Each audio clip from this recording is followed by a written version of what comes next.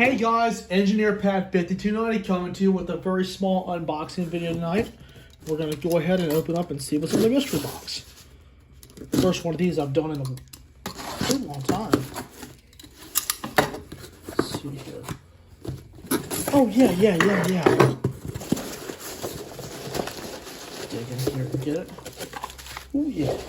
It's just a couple little small pieces.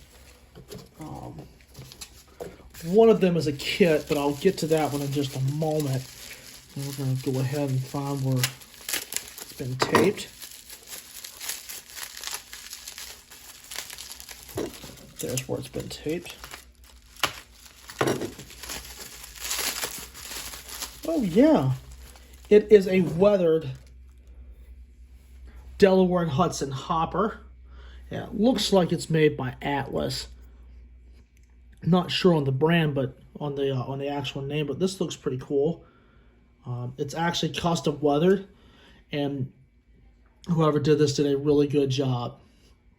Don't have a lot of weathered pieces in my collection, but I thought it was a kind of a cool grab. So, a Delaware and Hudson hopper, and the last piece that's in here is another kit, which I'll be putting together really soon.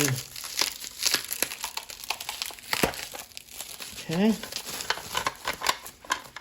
It is a railgun kit. It is a gondola that's made by Roundhouse. And I'm going to get the price tag off of it. It's a little Roundhouse kit. I actually own 4 of these kits now. They're really simple to put together, and I'll be putting this together really soon.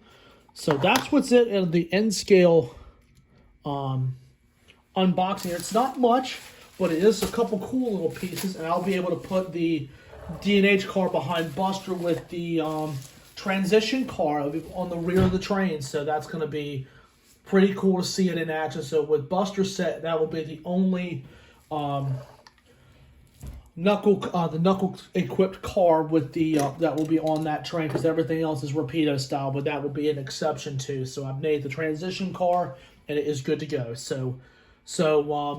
But that's it, guys. But I'll be putting this kit together soon, and you'll be seeing this car in action very soon. So it is with that, guys. I'd like to thank you all so much for watching, and happy model railroading, guys. Take care.